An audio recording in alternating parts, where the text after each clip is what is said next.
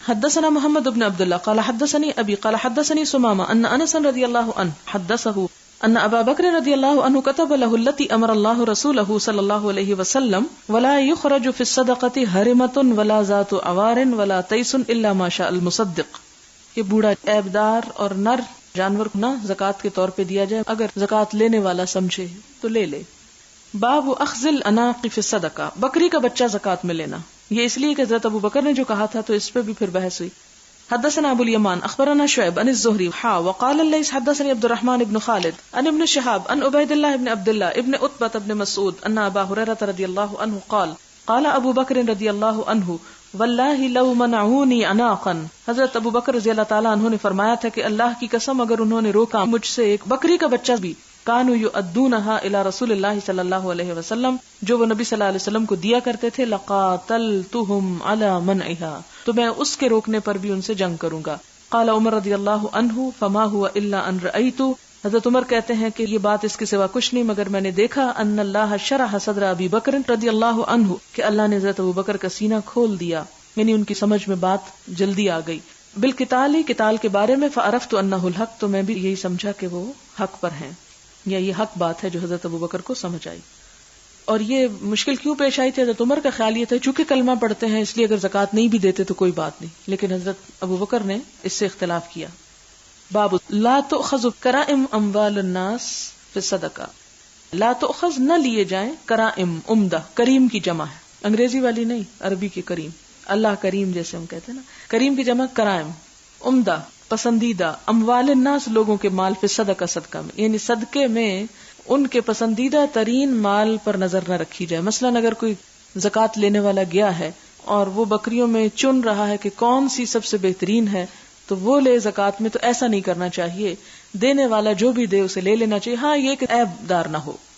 حدثنا امیہ بن بسطام حدثنا یزید بن زرع حدثنا روح بن القاسم عن اسماعیل بن امیہ عن یحیی بن عبد اللہ بن سیفی عن ابی معبد عن ابن عباس رضی اللہ عنہما ان رسول اللہ صلی اللہ علیہ وسلم لما بعث معاذ علی الیمن، آپ صلی اللہ علیہ وسلم نے جب حضرت معاذ کو یمن کی طرف بھیجا، قال انک تقدم علی قوم اہل کتاب، کہ تم اہل کتاب کی ایک قوم پہ جا رہے ہو، فلیکن اول ما تدعوہم الیہ عبادۃ اللہ، تو اب پہلی چیز جس کی طرف تم انہیں بلاؤ اللہ کی عبادت ہے.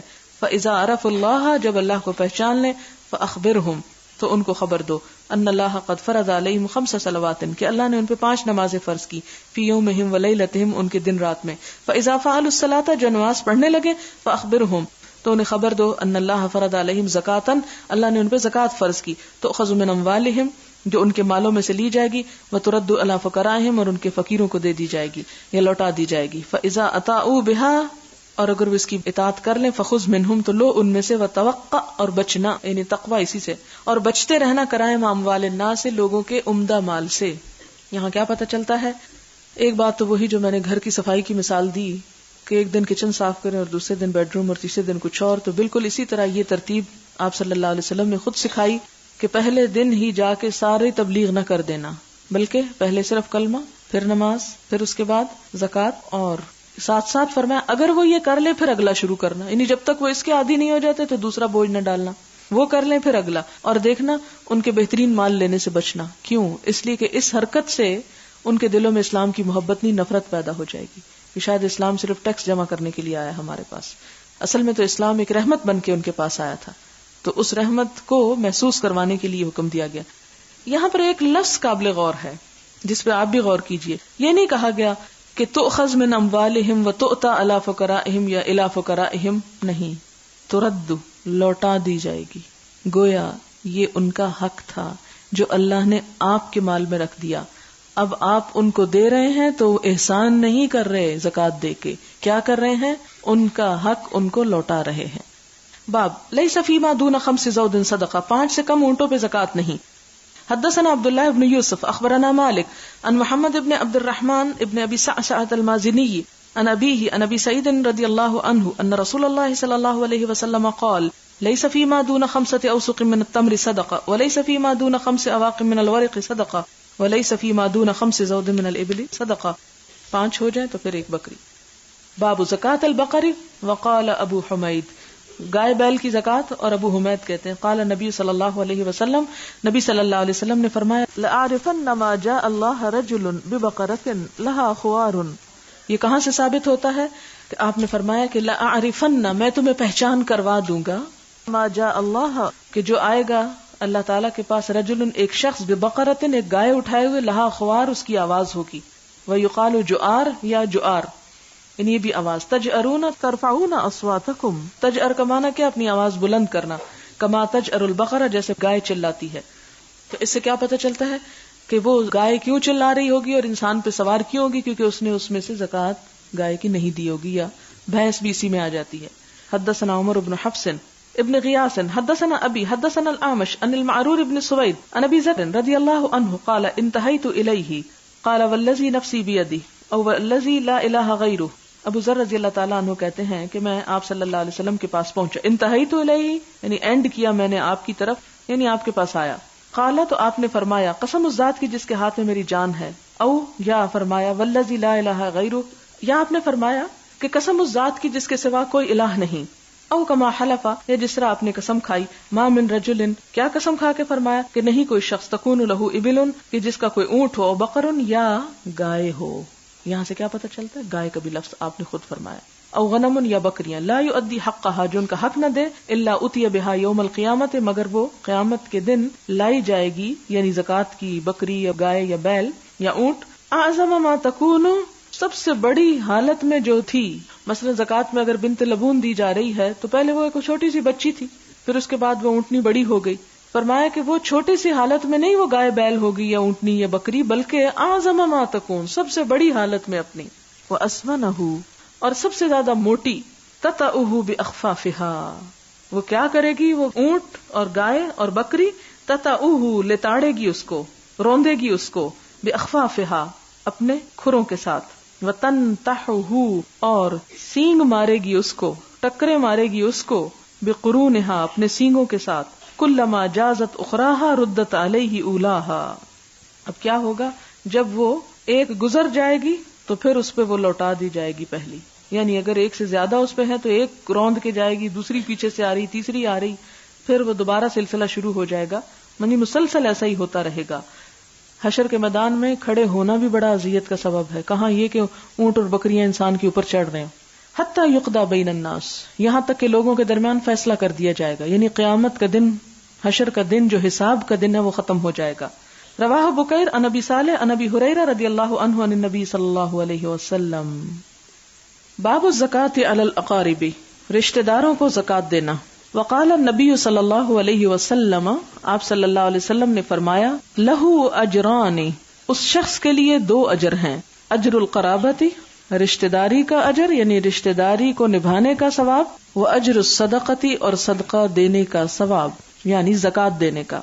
حدثنا عبداللہ بن یوسف اخبرنا مالک عن اسحاق بن عبداللہ بن ابی طلحہ انہ سمع انس بن مالک رضی اللہ عنہ یقول کان ابو طلحہ، انس بن مالک کہتے ہیں کہ ابو طلحہ جو تھے، اکثر الانصار بالمدینۃ مالا، انصار میں جو مدینہ میں رہتے تھے یا انصار مدینہ میں سے مال میں سب سے زیادہ تھے، من نخل، کھجوروں کے اعتبار سے، یعنی کھجوروں کے باغ ان کے زیادہ تھے. وکانا، اور تھا، احب، زیادہ پسندیدہ، سب سے زیادہ پیارا، اموالی، ان کے مال میں سے، الیہ، ان کو، بیرحا، بیرحا کا باغ. وکانت، اور یہ باغ تھا، مستقبلۃ المسجد، مسجد کے سامنے کی طرف، قبلے کی طرف. وکان رسول اللہ صلی اللہ علیہ وسلم، اور نبی صلی اللہ علیہ وسلم، یدخلها، اس میں داخل ہوتے تھے، جاتے تھے، تشریف لے جاتے. اس سے کیا پتہ چلتا ہے کہ باغ میں جانا مسنون ہے. وَيَشْرَبُ مِن مَّاءٍ، اور اس کا پانی پیتے تھے، فیہا، جو اس میں تھا، طیبن، عمدہ، اس کا عمدہ پانی پیتے تھے، لہذا عمدہ پانی کی تلاش بھی جائز ہے. قال انس، حضرت انس کہتے ہیں، فلما انزلت هذه الآیہ، جب یہ آیت نازل ہوئی، لن تنالوا البر حتى تنفقوا مما تحبون، ہرگز تم نیکی کو نہیں پا سکتے جب تک کہ تم وہ خرچ نہ کرو جسے تم پسند کرتے ہو، محبت کرتے ہو. قام ابو طلحہ، ابو طلحہ کھڑے ہوئے، الی رسول اللہ صلی اللہ علیہ وسلم، نبی صلی اللہ علیہ وسلم کی طرف، فقال تو کہا یا رسول اللہ اے اللہ کے رسول صلی اللہ علیہ وسلم ان اللہ تبارک و تعالی یقول کہ اللہ سبحانہ و تعالی فرماتے ہیں لن تنالوا البر حتی تنفقوا مما تحبون تم ہرگز نیکی کو نہیں پا سکتے جب تک وہ خرچ نہ کرو جس سے تم محبت رکھتے ہو وَإِنَّ أَحَبَّ أَمْوَالِي إِلَيَّ بَيْرَحَا اور میرے مال میں سب سے زیادہ پسندیدہ مجھ کو بیرحا ہے وَإِنَّهَا صَدَقَةٌ لِلَّهِ اور بے شک وہ اللہ کی خاطر صدقہ کرتا ہوں ارجو میں امید رکھتا ہوں برہا اس نیکی کے اجر کی بر بمانا اجر وذخرہا اور اس کے ذخیرہ ہونے کی عند اللہ اللہ کے ہاں یعنی میں اس کو اللہ کے ہاں جمع کرواتا ہوں فدعہا یا رسول اللہ آپ رکھیے کر دیجئے اے اللہ کے رسول صلی اللہ علیہ وسلم حیث اراک اللہ جہاں بھی اللہ تعالیٰ آپ کو دکھائے یعنی جہاں اس کو خرچ کرنا جس کو دینا جس کام میں لانا آپ کو مناسب معلوم ہو آپ اسے استعمال کریے قالا کہتے ہیں فقال رسول اللہ صلی اللہ علیہ وسلم تو آپ صلی اللہ علیہ وسلم نے فرمایا بخ بخ یعنی واہ واہ ذالک مال رابح یہ تو بڑا ہی نفع مند مال ہے یہ تو بہت ہی اچھی چیز ہے جو تم نے صدقہ کی ذالک مال رابح یہ تو بڑا ہی فائدے کا مال ہے فما ربحت تجارت پڑھا ہوگا آپ نے وقد سمعت ما قلت اور میں نے سن لیا جو تم کہہ رہے ہو وانی ارى ان تجعلها في الاقربین اور میں سمجھتا ہوں کہ تم اسے اپنے رشتہ داروں کو دے دو فقال ابو طلحہ تو ابو طلحہ کہتے ہیں افعل یا رسول اللہ میں ایسا ہی کروں گا اے اللہ کے رسول صلی اللہ علیہ وسلم فقسمها ابو طلحہ تو ابو طلحہ نے اس کو تقسیم کر دیا فی اقاربہ اپنے رشتہ داروں میں و بنی عمہ اور اپنے چچا کے بیٹوں میں تابعہ روح و اسماعیل ان مالک اس حدیث کو دوسرے ذریعے سے بھی روایت کیا گیا ہے رایح امام مالک کی روایت میں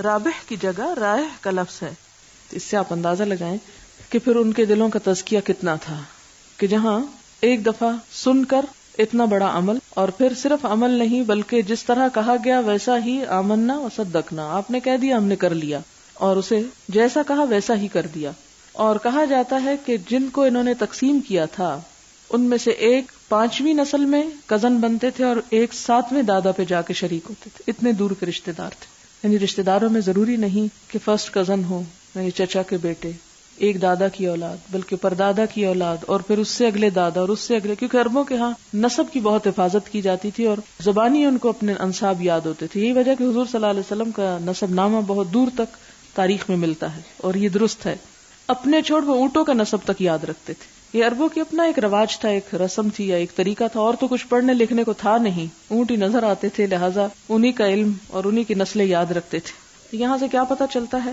کہ رشتہ داروں کو دینا جو ہے وہ ثواب کا کام ہے حدثنا ابن ابی مریم اخبرنا محمد بن جعفر قال اخبرني زید عن ایاد بن عبد الله عن ابی سعید الخدری رضی اللہ عنہ خرج رسول اللہ صلی اللہ علیہ وسلم فی اضحى او فطر نبی صلی اللہ علیہ وسلم عید الاضحیٰ یا عید الفطر کے دن نکلے الی المصلی عیدگاہ کی طرف ثم انصرف پھر آپ چل دیے فوعظ الناس لوگوں کو واعظ کیا وامرهم بالصدقۃ اور ان کو صدقہ کرنے کا حکم دیا فقال آپ نے فرمایا ایھا الناس اے لوگو تصدقوا صدقہ کیا کرو فمر علی النساء تو آپ عورتوں کے پاس سے بھی گزرے فقال یا معشر النساء تصدقنا اب آپ دیکھیں اس حدیث کو یہاں پر بالکل ایک ڈفرنٹ اینگل سے دکھایا گیا ہے کہ جو مردوں کو حکم دیا تھا آپ نے اس دن عید میں وہ بھی صدقے کے بارے میں ہی تھا اور عورتوں کو جو دیا وہ بھی صدقے کے بارے میں اور الگ الگ کیوں دیا کہ عورتوں تک آواز نہیں پہلے پہنچی تھی فقال یا معشر النساء تصدقنا فإنی رأیتکن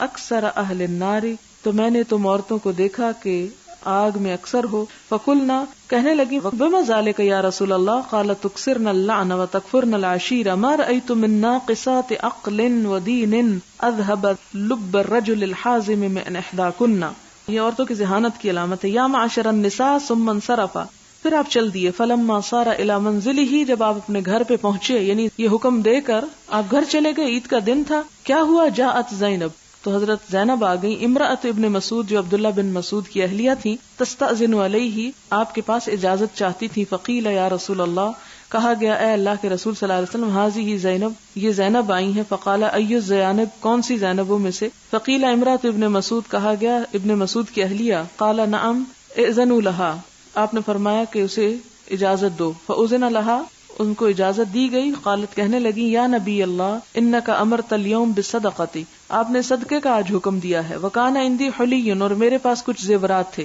فأردت ان اتصدق به، تو میں نے چاہا کہ میں ان کا صدقہ کر دوں. اب یہاں پر آپ دیکھیں کہ حلی زیورات تھے.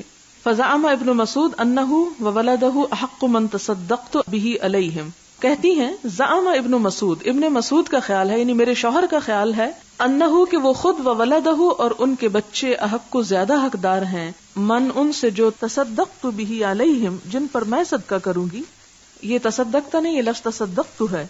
فقال النبی صلی اللہ علیہ وسلم، تو نبی صلی اللہ علیہ وسلم نے فرمایا صدق ابن مسعود نے سچ کہا، زوجکی و ولدکی احق من تصدقت به علیہم، تمہارا خاوند اور بیٹا ان سب لوگوں سے جن پر تو خیرات کرنا چاہتی ہے زیادہ حقدار ہیں. اس سے کیا پتہ چلتا ہے کہ بیوی اپنے شوہر کو صدقہ دے سکتی ہے، کیونکہ بیوی پر فرض نہیں ہے کفالت، وہ دے گی، وہ ویسے بھی صدقہ شمار ہوگا، اور اپنے بچوں پر بھی ایسی صورت میں خرچ کر سکتی ہے. باب لیس علی المسلم فی فرسہ صدقۃ، مسلمان پر گھوڑے کے معاملے میں صدقہ نہیں، کیونکہ گھوڑا پالنا ایک بہت عمدہ کام تھا، اور خاص طور پر وہ جنگ میں کام آتا تھا، اور اس کی تلقین کی گئی، اس پر ابھارا گیا، انکریج کیا گیا، لہذا اس پر سے زکوٰۃ بھی ساقط کر دی گئی. اگر ہم عقل سے کام لیتے تو شاید ان پر بھی لگاتے. حدثنا آدم حدثنا شعبہ حدثنا عبداللہ بن دینار قال سمعت سلیمان بن یسار عن عراق بن مالک عن ابی ہریرہ رضی اللہ عنہ قال قال رسول اللہ صلی اللہ علیہ وسلم، آپ صلی اللہ علیہ وسلم نے فرمایا لیس علی المسلم فی فرسہ وغلامہ صدقۃ، کہ مسلمان پر اس کے گھوڑے اور اس کے غلام کی زکوٰۃ نہیں ہے. غلام یعنی غلام جو ہوتے ہیں خریدے ہوئے غلام. باب لیس علی المسلم فی عبدہ صدقہ، مسلمان کو اپنے غلام کی زکوٰۃ دینا واجب نہیں. حدثنا مسدد حدثنا یحیی بن سعید عن خثیم بن عراق قال حدثنی ابی عن ابی ہریرہ رضی اللہ عنہ عن النبی صلی اللہ علیہ وسلم حدثنا سلیمان بن حرب حدثنا وہیب بن خالد حدثنا خثیم بن عراق بن مالک عن ابیہ عن ابی ہریرہ رضی اللہ عنہ عن النبی صلی اللہ علیہ وسلم قال لیس علی المسلم صدقۃ فی عبدہ ولا فرسہ، کسی مسلمان پر اس کے غلام یا گھوڑے پر صدقہ نہیں ہے. باب الصدقۃ علی الیتامى، یتیموں پر صدقہ کرنا، یعنی زکوٰۃ یتیموں کو دینا ثواب کا کام ہے. حدثنا معاذ بن فضالہ حدثنا ہشام عن یحیی عن ہلال بن ابی میمونہ حدثنا عطاء بن یسار انہ سمع ابا سعید الخدری رضی اللہ عنہ یحدث ان النبی صلی اللہ علیہ وسلم جلس ذات یوم علی المنبر، کہ نبی صلی اللہ علیہ وسلم ایک دن منبر پر تشریف فرما تھے. وجلسنا حولہ، اور ہم سب آپ کے آس پاس بیٹھے تھے. یہاں ایک بات یاد رہے، ایک اور روایت میں آتا ہے کہ آپ صلی اللہ علیہ وسلم جب صحابہ کرام کے ساتھ بیٹھتے تھے تو اونچا نہیں بیٹھتے تھے، یعنی ان کے ساتھ ہی بیٹھ جایا کرتے تھے، انہی کے لیول پہ بیٹھ جاتے تھے. لیکن اس حدیث میں کیا پتہ چلتا ہے کہ آپ منبر پر تھے اور باقی آس پاس تھے. اب آپ دیکھیں کہ منبر پر سب صحابہ کرام تو نہیں چڑھ سکتے تھے ایک وقت میں. اس سے کیا پتہ چلتا ہے کہ تعلیم کی غرض سے دوسروں کو کمیونیکیٹ بہتر طور پر کرنے کے لیے اونچا بیٹھنے کی اجازت ہے. یعنی یہ تکبر کی علامت نہیں بلکہ ایک ضرورت ہے. ہاں اگر کوئی تکبر سے اونچا بیٹھتا ہے اور باقیوں کو پاؤں پہ بٹھا لیتا ہے وہ ناپسندیدہ ہے. فقال، آپ نے فرمایا ان مما اخاف علیکم من بعدی، کہ بے شک وہ چیز جس سے میں تمہارے بعد ڈرتا ہوں، ما یفتح علیکم، جو کھول دی جائے گی تم پر، من زہرۃ الدنیا، دنیا کی رونق، و زینتہا، اور اس کی زینت. فقال رجل، ایک شخص نے کہا یا رسول اللہ، اے اللہ کے رسول صلی اللہ علیہ وسلم، او یأتی الخیر بالشر، کیا بھلائی برائی کو لے آئے گی؟ یعنی مال جو ہے وہ شر کو بھی ساتھ لے آئے گا، یعنی مال تو خیر ہے، ایک اچھی چیز ہے، تو اس میں ڈرنے کی کیا بات ہے؟ فسکت النبی صلی اللہ علیہ وسلم، تو آپ صلی اللہ علیہ وسلم خاموش ہو گئے.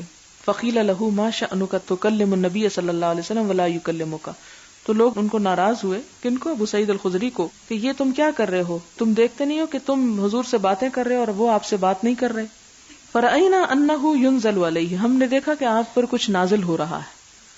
قال، کہتے ہیں فمسح عنہ الرحداء، آپ نے اپنے سے پسینہ پوچھا. فقال این السائل، پھر آپ نے فرمایا سوالی کہاں ہے؟ اب یہاں یہ کیا بات پتہ چلتی ہے کہ حدیث کا سورس بھی وہی ہے، کیونکہ ایک شخص نے آپ سے جب پوچھا تو اس کے بعد آپ خاموش ہو گئے اور وحی کا نازل ہونا شروع ہو گیا، اور پھر جب پسینہ آپ نے پوچھ لیا تو پھر آپ نے کہا کہ وہ سوالی کہاں ہے، اور آپ اس کا جواب دیتے ہیں. اور یہ بات قرآن میں تو نہیں لکھی. اسی بنیاد پر علماء یہ کہتے ہیں کہ وحی کی دو قسمیں تھیں، ایک وہ جو قرآن میں تلاوت کی جاتی ہے، اور دوسری وہ جو حدیث میں ہے. حکمت جو ہے آپ صلی اللہ علیہ وسلم کی، اس کا سورس بھی وہی ہے، جیسے یہاں سے پتہ چلتا ہے. وَكَأَنَّهُ حَمِدَهُ، اور آپ نے اس طرح سوال کیا گویا کہ آپ نے سوال کرنے والے کی تعریف کی ہو، یعنی سوال اچھا تھا. فقال، تو آپ نے فرمایا انہ لا یأتی الخیر بالشر، کہ نہیں لاتی بھلائی برائی کو. بات یہ نہیں کہ بھلائی برائی لے آتی ہے، آپ بھلائی کرنے لگے تو اس کا نتیجہ برائی ظاہر ہوگا. وَإِنَّ، اور بے شک، مما ينبت الربیع، جو کچھ اگاتی ہے ربیع یعنی موسم بہار میں جو کچھ اگتا ہے، یقتل، وہ قتل بھی کر دیتا ہے، اور یلم، یا قتل کے قریب کر دیتا ہے. یعنی جانور جب زیادہ گھاس دیکھتے ہیں کیا کرتے ہیں؟ زیادہ کھا لیتے ہیں. جب زیادہ کھا لیتے ہیں تو پیٹ پھٹنے لگتا ہے. تو وہ زیادتی جو ہے اس کا تو شر نہیں ہے، اس کی تو برائی نہیں ہے. یہ برائی کس میں ہے؟ زیادہ کھانے والے میں. تو اسی طرح اس کا یہ کہنا کہ مال تو اچھی چیز ہے، مال کیوں برائی لائے گا، تو آپ نے فرمایا بات یہ نہیں کہ مال برائی لائے گا، بات یہ ہے کہ مال لینے والوں کے اندر ایسی خرابی ہوگی کہ جو اس مال کی کثرت سے بھٹک جائیں گے. اور اس کی مثال آپ نے کیا دی کہ جیسے موسم بہار میں سبزہ خوب اگتا ہے تو بعض اوقات وہ کیا بن جاتا ہے؟ قاتل بن جاتا ہے، یا قتل کے قریب کر دیتا ہے. کن کو؟ زیادہ کھا لینے والوں. اور صرف جانور کو نہیں، اگر انسان بھی زیادہ کھا لے تو بیمار پڑ جائے. الا آکلۃ الخضراء، مگر کھانے والا خضراء کو. خضراء کا مطلب سبزہ، یعنی خضراء اس کے مقابلے پر ہے یعنی کم کھانے والا، یعنی سبزہ لیتا ہے لیکن تھوڑا. اکلت، اس نے کھایا، حتی اذا امتدت، یہاں تک کہ جب پھیل گئی، خاصرتا ہو، اس کی دونوں کوکھیں یا سائڈیں. پیٹ کی جو سائڈ ہے نا یہ خاصرہ ہوتی ہے، اس جگہ کو کہا جاتا ہے، یعنی پسلیوں کے ساتھ ساتھ اندر جو پیٹ کا حصہ ہے، کوکھ جس کو ہم بولتے ہیں. یعنی وہ سبزہ کھاتا ہے پھر وہ کیا کرتا ہے کہ اس کی کوکھ پھیل جاتی ہے، یعنی پیٹ بھر جاتا ہے. استقبلت، پھر وہ استقبال کرتا ہے، عین الشمس، سورج کی آنکھ کا. سورج کی آنکھ کب نکلتی ہے؟ سورج طلوع ہوتا ہے یعنی صبح. فصلتت، پھر وہ گوبر کرتا ہے، وبالت، اور پیشاب کرتا ہے، ورتعت، اور چرتا ہے.